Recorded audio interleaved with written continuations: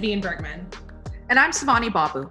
We are the co-founders of Hidden Compass, an award-winning company that's turning nerds like journalists, scientists, artists, and explorers into household names. As nerdy journalists ourselves, we feel that nuanced, challenging stories are stifled by the modern media business model. So we started a publication that doesn't rely on clicks, targeted advertising, or selling user data. Instead, we're leveraging the power of community. We have a unique opportunity here. You have a unique opportunity to meet the journalists behind this piece and to directly support their story with a contribution. 50% of proceeds support Hidden Compass, and the other 50% are paid to this journalist in addition to our rates. This business model is unprecedented in our industry. Your participation helps us champion journalism that's nuanced and sustainable, the antidote to clickbait. Here's a journalist who will get us there.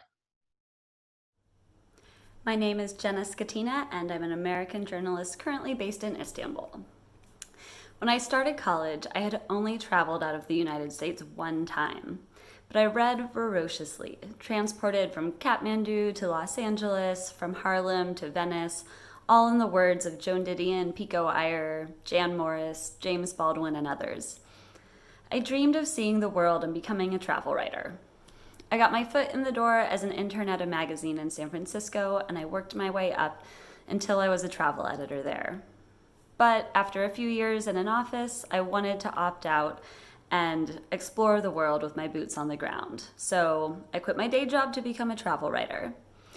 I've spent the last decade or so turning my dream into a reality.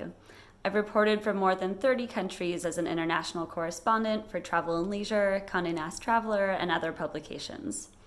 I love what I do, but I question my career choice pretty much every day. Being a travel writer is a privileged job, but that doesn't mean that it's always glamorous. Before the pandemic grounded my explorations, I was always on the go. Every new place means starting from scratch. A prospect as exhilarating as it is overwhelming. Oftentimes, my assignments require I become an expert basically overnight, visiting lots of places in a very short amount of time. Traveling so much means always being an outsider too, at least to some extent. I would go months without seeing friends or family, and I lived out of a suitcase pretty much all of the time. Even before the pandemic turned travel world upside down, I started feeling increasingly guilty and unsure about the part that I play influencing which places in the world become popular travel destinations. Travel writing is a navigational tool, and the stories that we read influence the way that we move through the world and how we see it.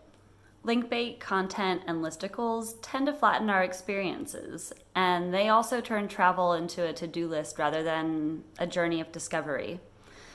And I would know, I've written many of those types of stories. But that's not why I became a writer.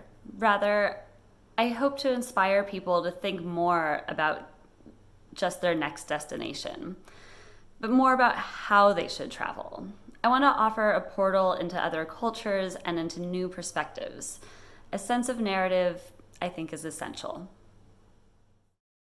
Thanks so much for watching, and please contribute to support this journalist. Visit hiddencompass.net to immerse yourself in this story and many others. Together, we'll create a future that celebrates journalists who research the unknown, helicopter in, snowshoe out, dive deep, and invite us to discover. These are our new influencers. Explorers are in.